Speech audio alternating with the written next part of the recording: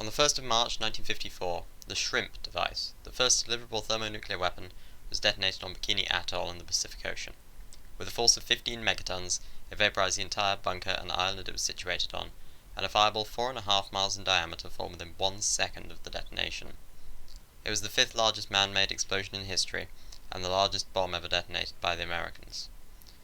Except it shouldn't have been. A fatal miscalculation in the design of the weapon led to what was intended to be a 5 megaton weapon, exploding with 3 times the force, and creating out of the pulverized island and coral reef a massive fallout cloud that contaminated US servicemen, Pacific Islanders, and Japanese fishermen.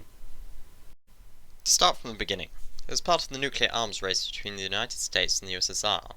America, showing the power of the atomic bomb over Hiroshima and Nagasaki in 1945, convinced the Soviets of the need to possess their own version of this new superweapon, and in 1949 they were able to test their first atomic bomb, an almost exact replica of the Fat Man bomb used at Nagasaki, using information procured by the espionage of Klaus Fuchs. The Soviets now possessed their own atomic bomb led the Americans to start work on hydrogen bombs, the design work authorized by President Truman. In 1951, a boosted fission design was tested as the George shot of Operation Greenhouse as a preliminary to the true thermonuclear bomb. However, this generated most of its energy through a process known as boosted fission, which I will get onto later.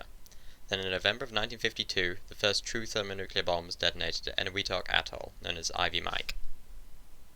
Ivy Mike was a huge weapon both physically and yield-wise. It was more of a scientific experiment than a usable weapon due to liquid fusion fuel being used, requiring a massive cryogenic casing to be present to keep it liquid until the moment of the blast. But to understand more, I should first explain the basics of the H-bomb. A thermonuclear bomb typically has 3 different stages. The first, known as the primary, is just a normal atomic bomb, much the same as one used at Nagasaki, and is an implosion-type weapon. It requires a fissile material, meaning it can be split by a neutron, is compressed by convention explosives to form a critical mass, causing it to explode.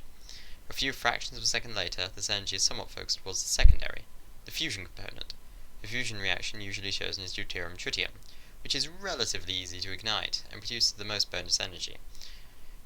Tritium is, however, radioactive, and so is hard to source in large enough quantities for a weapon.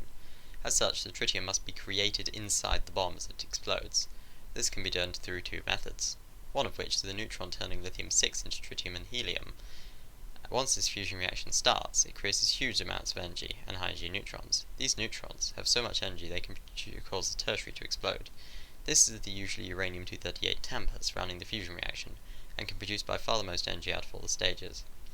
Normally, only uranium-235 is said to be fissile, however this is not strictly true. High-energy neutrons allow uranium-238 to undergo fission as well.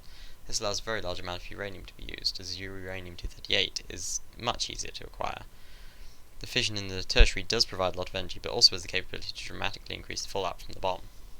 Ivy Mike was a huge success. With a yield of 10 megatons, it was a huge leap from the previous pure fission bombs, and was over 600 times the yield of the Hiroshima bomb. But it was massive, and was practically impossible to deliver to its target, even being joked about as being more of a thermonuclear installation than a bomb, and only the gigantic and slow B-36 Peacemaker bomber could carry it. This created demand for a weapon that could easily be delivered by planes such as the B-47, and so design work started on what would become the Shrimp device. The bomb would be largely similar to Ivy Mike, but was much smaller as it didn't need the cooling equipment for the fusion fuel. Instead of liquid deuterium, a combination of lithium-6 deuteride and lithium-7 deuteride. Here lay the root of the disaster to come. You know when I mentioned that there were 2 ways to create tritium? Well, the first I mentioned used lithium-6. The other kind uses lithium-7. This method was unknown to the Los Alamos scientists involved in the design, and they presumed that it would be effectively inert as it was expected to turn into lithium-8 and decay around a second after the blast, long after it would be dispersed far and wide. But when high-energy neutrons are present, a different reaction occurs. Lithium-7 turns into tritium and helium, providing more fuel for the fusion reaction. The fusion fuel was composed of around 40% lithium-6 and around 60% lithium-7, which was calculated would most likely produce a yield of around 5 megatons. The unexpected extra fusion would also produce more neutrons, which would increase the fast fission of the uranium tamper, further increasing the destructive power and fallout, leading to the actual yield of 15 megatons. The disaster was waiting to happen, and at 6:45 local time the device was detonated, and it was immediately clear to all those watching something was clearly wrong. A massive fireball rose above the island, and it was so bright that observers could see their bones through their hands, and even 30 miles away the heat was said to feel like a blowtorch. Those in the firing bunker, only a few miles away from ground zero, initially thought that the bunker had been lifted from its foundations and flung into the sea. and the blast destroyed almost all scientific instruments that had been prepared. Within 40 seconds, a 5-mile-high cloud had risen above Bikini Atoll, and from this cloud would the worst of the disaster now unfurling come. You see, Castle Bravo was detonated on the ground. Straight away this means there will be significant fallout from the bomb, as it was able to suck up all the dust and atomized material around it into the fireball, mixing it with fission products and itself being irradiated and then lifted high into the atmosphere with the mushroom cloud. But Castle Bravo had even more fallout than one would expect. This was because of the extra fast fission in the tamper creating more fission products, but also for another reason. Where it was detonated. It was on an artificial island surrounded by coral reef. Coral is fairly brittle, but breaks up into fairly large pieces. As such, when the mushroom clouds carried smashed and radioactive coral up into the upper atmosphere, rather than stay high up and come down days or weeks later, much less radioactive, it started to come down almost immediately, and within an hour, Navy ships 30 miles away had 5 Röntgens an hour on their decks, and sailors were forced below. But as one last mistake that sealed the fate of many, the wind shifted on the day of the blast. Instead of taking the cloud north, away from populated islands, instead it had been predicted to go east instead. But with the intended yield of 5 megatons, this was considered just within the range of acceptable fallout. However, when the bomb exploded that day with many times the intended power, this wind shift carried fallout over Rongelap and Rongerik atolls, contaminating the residents within hours. It was said later by Senator Jeton Anjane on behalf of the islanders that, approximately 5 hours after detonation, it began to rain radioactive fallout at Rongelap. Within hours, the atoll was covered with a fine, white, powdered-like substance. No one knew it was radioactive fallout. The children played in the snow. They ate it. 48 hours after the detonation, they were evacuated, but by that time many were already experiencing radiation poisoning. They were allowed to return 3 years later, but even then they found that many of their food sources were contaminated and caused illness, and they were evacuated again.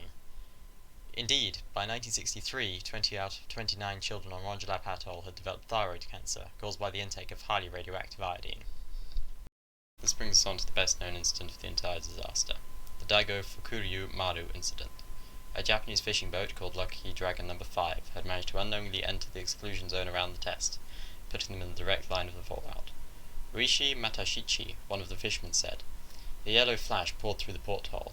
Wondering what had happened, I jumped up from the bunker near the door, ran out on deck, and was astonished. Bridge, sky, and sea burst into view, painted in flaming sunset colours. I looked around in a daze. I was totally at a loss." A few hours later, fallout began to fall on them. One of them, thinking the falling grey-white powder was snow, stuck out his tongue to taste it, and said it was tasteless but gritty. This was some of the remnant of the coral reef and island obliterated in the blast, and highly radioactive. They sailed straight back to Japan, but unaware of the radiation, didn't take precautions against it, and by the time they reached home, were sick. The boat itself was so radioactive that it was hazardous and could be detected 100 feet away. Of the crew of 23, all were hospitalized, and one would, sadly, later die of complications. This caused a public outcry in Japan that less than a decade after the atomic bombing of Hiroshima and Nagasaki, Japanese had again been killed by American nuclear weapons. This eventually culminated in protests against the United States-Japan Security Treaty in 1960. The ship itself was put on display in 1976 as a symbol of opposition to the nuclear weapons. The crew of the Daigo Fukuryu Maru had unwittingly brought back samples of the fallout of the weapon. This allowed ex-Manhattan Project scientist Joseph Rotblat to discover the 3-stage fission-fusion fissionation of the bomb, and force the US to admit that they possessed the hydrogen bomb. He would later go on to work against nuclear proliferation, and his paper on the Castle Bravo fallout helped lead to the Partial Test Ban Treaty in 1963. As one final side note, another mistake made with the bomb, although of much less consequence, was the secondary fireball created by X-rays travelling down a vacuum tube to some of the experiments. This tube was intended to let them gather data before they were completely destroyed by the fireball. Even this minor fireball still had a yield of 1 kiloton.